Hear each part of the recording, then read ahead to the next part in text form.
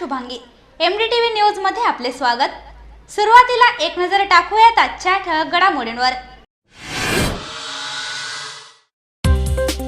महसूल मंत्री चंद्रकांत पाटील आणि व्यापाऱ्यांच्या बैठकीनंतर बाजार समिती बंदचा संप मागे।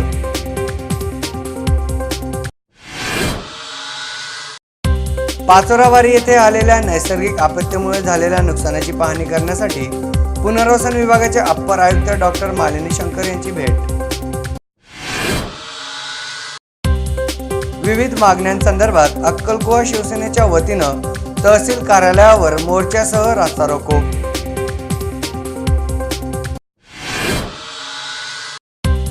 नंदुरबार जिल्हा परिषदेच्या चारही समितींच्या सभापतींची बिनविरोध निवड। उर्वरित 2 सदस्यांची खातेवाटप बाकी। तळोदा तालुक्यातील रांजणी पाडळपूर रस्त्याची दुरावस्था, लोकप्रतिनिधींकडे तक्रार करूनही दुर्लक्ष।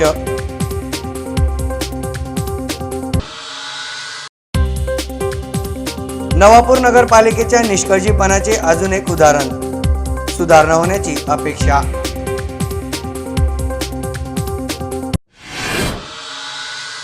बातम्या आता विस्ताराने। बाजार समितीतील व्यापाऱ्यांनी पुकारलेला संप अखेर मागे घेण्यात आला। मंत्रालयात महसूल मंत्री चंद्रकांत पाटील आणि व्यापाऱ्यांच्या प्रतिनिधींमध्ये झालेल्या बैठकीनंतर हा निर्णय घेण्यात आला। शेतकऱ्यांकडून आडत न घेण्याचेही व्यापाऱ्यांनी मान्य केले। राज्य सरकारने जीवनावश्यक वस्तू APMCच्या नियंत्रणामुळे राज्यभरातल्या बाजार समितीतील व्यापाऱ्यांनी बेमुदत बंद केले होते। सरकारचा या निर्णयाचा निषेध करण्यासाठी गेल्या 4 दिवसांपासून बाजार समित्या बंद होत्या। अखेर महसूल मंत्री चंद्रकांत पाटील आणि व्यापाऱ्यांच्या प्रतिनिधींमध्ये बैठक झाली। या बैठकीत शेतकऱ्यांकडून आडत घेतली जाणार नाही, तसेच जो नियम बाजार समितीच्या विक्री बाहेर आहे तोच नियम बाजार समितीच्या आत सुद्धा लागू करण्यात यावा, असे बैठकीत निर्णय घेण्यात आला। गुरुवारपासून बाजार समितींना पुन्हा सुरुवात झाली, मात्र हवी तशी आवक पहिल्या दिवशी पाहायला मिळाली नाही। बैठकीत निर्णय शेतकऱ्यांच्या बाजूने घेतला गेला असेल, मात्र यात शेतकऱ्यांचेच नुकसान असल्याचे व्यापाऱ्यांनी MDTVशी बोलताना सांगितले।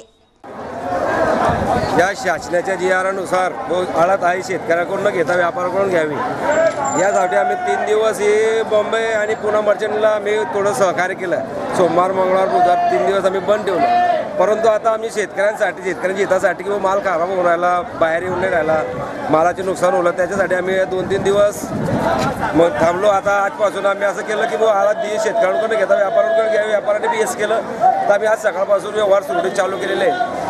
पण याच्यामध्ये असं आहे की व्यापारी पण द्यायला जरा कसा होतो, 8% कसं काय, 6%, 8% कसं काय देऊ आम्ही तुम्हाला मिळताना, आमच्यावर तर काहीच नाही। शेतकऱ्यांची आम्ही सेवा शेतकऱ्यांकडून घ्यायला पाहिजे, पण आम्ही सर्व मिटिंगवर असं एक तत्व निर्माण केलं, असा विषय निर्माण ठेवला की जी वरती लेवलचे जे लोक मान्य करतील ते आपल्याला मान्य राहील म्हणून या अनुषंगाने आम्ही हे मार्केट चालू करून दिली।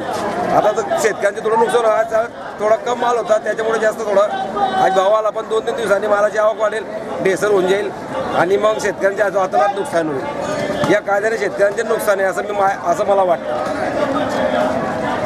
MDTVसाठी निलेश चौधरी, नंदुरबार। वळूयात पुढील बातमीकडे।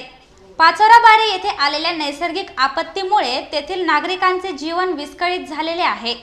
शासनामार्फत हवी ती मदत आपत्तीग्रस्तांना केली जात आहे। दुर्घटनाग्रस्तांचे पुनर्वसन जलद गतीने व्हावे त्यासाठी अप्पर मुख्य सचिव डॉक्टर मालिनी शंकर यांनी घटनास्थळी भेट दिली। नैसर्गिक आपत्तीत दुर्घटनाग्रस्त झालेल्या पाचोराबारी या गावात शासनाच्या मदत व पुनर्वसनचे अप्पर मुख्य सचिव डॉक्टर मालिनी शंकर यांनी भेट दिली। यावेळी त्यांनी आपत्तीग्रस्तांच्या भावना जाणून घेतल्या, त्याचवेळी मदत कार्य जलद गतीने होण्यासाठी अधिकाऱ्यांना सूचनाही दिल्या। या प्रसंगी विभागीय आयुक्त एकनाथ डवले, जिल्हाधिकारी डॉक्टर मल्लीनाथ कलशेट्टी, जिल्हा पोलीस अधीक्षक राजेंद्र डहाळे, जिल्हा परिषद मुख्य कार्यकारी अधिकारी GC मंगळे, प्रांताधिकारी सुनील गाडे, तहसीलदार नितीन पाटील आदी उपस्थित होते। MDTVसाठी निलेश चौधरी, नंदुरबार। शालेय पोषण आहार शिजविणाऱ्या मदतनीस महिला यांच्या वेतनात वाढ करावी आणि ग्राम रोजगार सेवकांच्या विविध मागण्यांसंदर्भात अक्कलकुवा शिवसेनेच्या वतीने तहसील कार्यालयावर मोर्चा काढण्यात आला। मागण्या मान्य करण्याकरिता रास्तारोकोही करण्यात आला। पाहुयात ही बातमी। अक्कलकुवा येथील महाकाली मंदिराच्या प्रांगणापासून मोर्चाला सुरुवात झाली। शहराच्या प्रमुख मार्गावरून मोर्चा तहसील कार्यालयावर धडकला।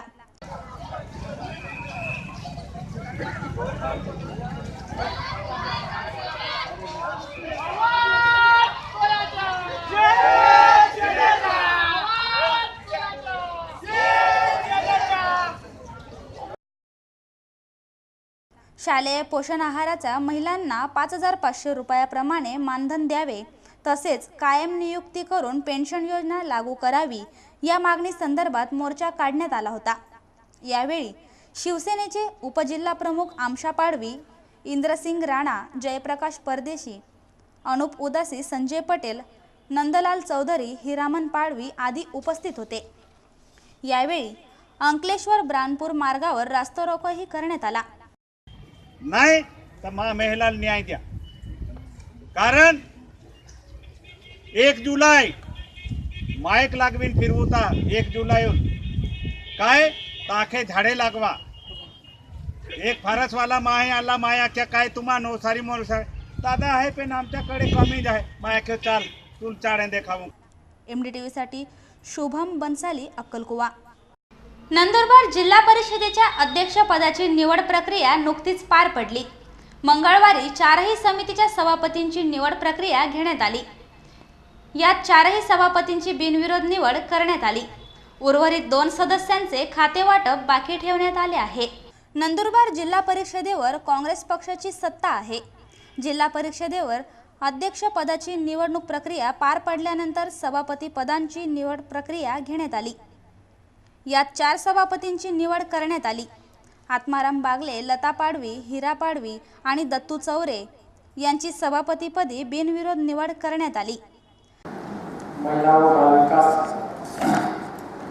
समिती या समिती सभापती पदासाठी केवळ एकच नामनिर्देशन पत्र प्राप्त झाले होते, पाडवी लता दौलतसिंग यांचे। त्यांनी विहित मुदतीत माघार घेतली नसताना सदर समितीच्या सभापती त्या निवडून आल्याचे विकासाची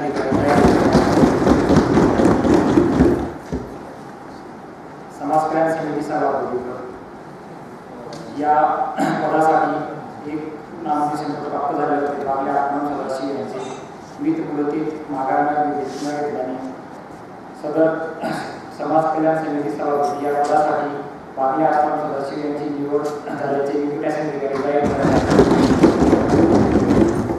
सर्वांचे आभार। इतर 2 विशेष समित्या या समितीच्या सभापती पदासाठी 2 नामनिर्देशन पत्रे प्राप्त झाले होती। चौधरी दत्तू विला यांचे एक नामनिर्देशन पत्र व पाडवी हिरावे यांचे नामनिर्देशन पत्र विहित मुदतीत माघार न घेतल्याने उपरोक्त दोन्ही सदस्य या समितीच्या सभापतीपदी निवडून आल्याचे विकास अधिकारी जाहीर करत आहेत। सर्व नवनिर्वाचित सभापती यांचे मी अभिनंदन करतो। निवड प्रक्रियेच्या पीठासीन अधिकारी म्हणून नितीन गावंडे यांनी काम पाहिले, तर सहाय्यक म्हणून उपमुख्य कार्यकारी अधिकारी प्रदीप चौधरी उपस्थित होते। अध्यक्ष व उपाध्यक्षांनी नवनिर्वाचित सभापतींचे स्वागत केले। MDTV साठी निलेश चौधरी, नंदुरबार। बळीराजाच्या समस्या काही केल्या कमी होताना दिसत नाही। यंदा पावसाची स्थिती चांगली जरी असली तरी मात्र त्यापासून अनेक ठिकाणी अडचणीही निर्माण होत आहेत।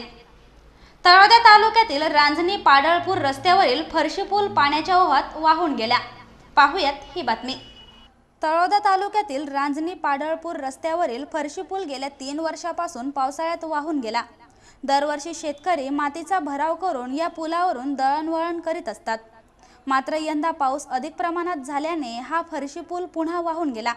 यामुळे पाडळपूर, गोपाळपूर, पुनर्वसन, जीवनगर या गावांना जोडला जाणारा रस्ता बंद झाला। त्यामुळे या परिसरातील नागरिकांना तसेच शेतकऱ्यांना अनेक अडचणींचा सामना करावा लागत आहे। 15 किलोमीटर अंतर फिरून गावाला पोहोचत होत आहे। संबंधित विभाग तसेच लोकप्रतिनिधींकडे सदर रस्त्याची तक्रार वारंवार केल्यावरही याकडे दोघांनीही दुर्लक्ष केले आहे। गेल्या 3 वर्षापासून आमच्या या रस्त्याची अशी परिस्थिती झालेली आहे। वेळोवेळी प्रतिनिधींना, लोकप्रतिनिधी, निवेदनं दिलेत आम्ही तिथं बांधकाम समितीमध्ये, जिल्हा परिषदेला. कित्येकदा माझे आपले इंजिनियर वगैरे बघून गेलेले आहेत, परंतु काहीच काय पाठपुरावा होत नाही. इथं ह्या रस्त्यापासून पाडलपूर, पुनर्वसन, कोठार वगैरे इकडनं जातात. ह्या रस्त्याची रांजणीवरून पूर्ण शेतं 25-30 लोकांचे शेतं आहेत इकडे. इकडनं परत आपलं हाकीम सेठ वगैरे यांचे मोठे मोठे शेतकरी आहेत. केळी, ऊस, पपईवाले लोक आहेत सर्व. आणि 3 वर्षापासून आम्ही स्वयंखर्च करून ही फरशी बांधत असतो. तर शासनाने याकडे पूर्णपणे दुर्लक्ष केलेलं आहे आमच्याकडे. आणि रस्ता वाहून गेल्यामुळे आता इथं पूरक खतं वगैरे टाकण्यासाठी त्याच्यासाठी कुठलाही एक रस्ता नाही आणि परत फिरून जावं लागेल आम्हाला. कमीत कमी 15 किलोमीटर पायपीट करावं लागेल इथून. तर शासनाने यासाठी किती पाठपुरावा करावा लागेल, काय करायचं काय नाही, या शेतकऱ्यांना सुचत नाही आता. तर वाहतूक कसं काय करायची? तर पूर्ण ऊस, केळी, पपई, आता सध्या पिकं चालू होतील केळीचे आणि याचे पपईचे. तर मग कुठून वाहतूक करायची हा मोठा प्रश्न पडलेला आहे आम्हाला. तर कपाशी वगैरे खतं देण्यासाठी, ते मजुरी आणण्यासाठी, तर साधं गाडबंसुद्धा निघू शकत नाही इथून. पायीसुद्धा जाण्यासाठी मोठी अडचण निर्माण होते आम्हाला. तर काय करायला पाहिजे आम्हाला? आमचा प्रश्न आहे शासनाला. तर आमची गैरसोय कुठपर्यंत सुधारली जाईल याची आम्हाला पाठपुरावा करून आमच्या एक निकाल लावण्यात यावा अशी आमची इच्छा आहे या ठिकाणी. त्यामुळे नागरिकांनी दाद कोणाकडे मागावी हा प्रश्न निर्माण झाला आहे. जिल्हा प्रशासनाने तरी या रस्त्याकडे गंभीरतेने घ्यावा ही अपेक्षा. MDTV साठी सुधाकर मराठे, तळोदा. वळूयात पुढील बातमीकडे. नवापूर शहरात नगरपालिकेच्या माध्यमातून अनेक विकास कामे सुरू आहेत. ही कामे नागरिकांच्या सुख सुविधांसाठी केली जात आहेत की त्यांना असुविधा पोचविण्यासाठी हे कळेनासे झाले आहे. शहरात नगरपालिकेच्या पाईपलाईन टाकण्याचे काम सुरू आहे. मात्र यामुळे नागरिकांना प्रचंड त्रास सहन करावा लागत आहे. नवापूर शहराला नगरपालिका ही संस्था विकास कामांसाठी काम करीत आहे की नागरिकांच्या असुविधांसाठी हेच कळत नाही. विकास कामांचा ठेका घेतलेल्या ठेकेदारावर नगरपालिकेचा कुठलाही वचक राहिलेला दिसत नाही. काम अर्धवट सोडून जाण्याची जशी काही पद्धतच इथल्या ठेकेदारांनी स्वीकारलेली असावी असे या अर्धवट केलेल्या कामांमुळे वाटते आहे. शहरात पाईपलाईन जोडणीचे काम सुरू आहे. पाईपलाईन जोडलेल्या ठिकाणी ठेकेदारांनी खड्डे बुजण्याऐवजी तसेच उघडे ठेवले आहेत. त्यामुळे नागरिकांना नाहक त्रास सहन करावा लागत आहे.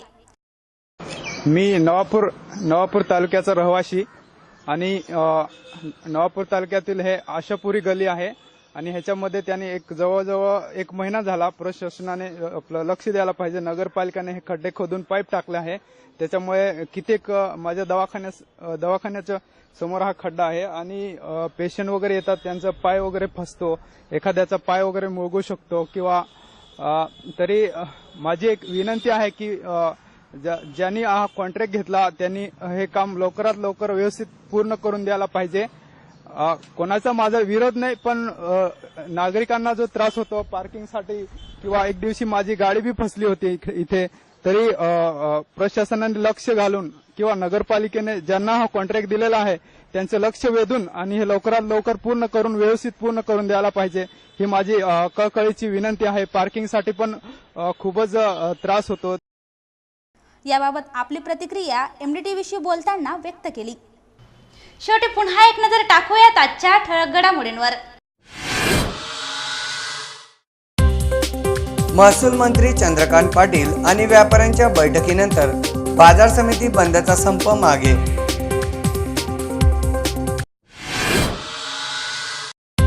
पाचोरावाडी येथे आलेल्या नैसर्गिक आपत्तीमुळे झालेल्या नुकसानाची पाहणी करण्यासाठी पुनर्वसन विभागाचे अप्पर आयुक्त डॉक्टर मालिनी शंकर यांची भेट. विविध मागण्यांसंदर्भात अक्कलकुवा शिवसेनेच्या वतीनं तहसील कार्यालयावर मोर्चासह रास्ता रोको.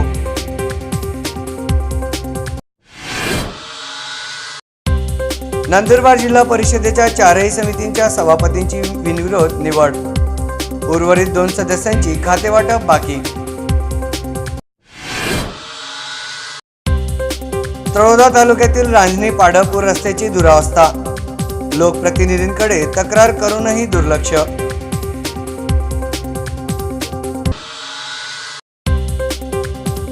नवापूर नगरपालिकेच्या निष्काळजीपणाचे अजून एक उदाहरण. सुधारणा होण्याची अपेक्षा.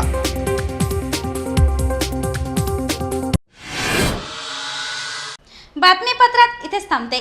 पुन्हा भेटूयात ताज्या घडामोडींसह याच वाहिनीवर. तोपर्यंत नमस्कार.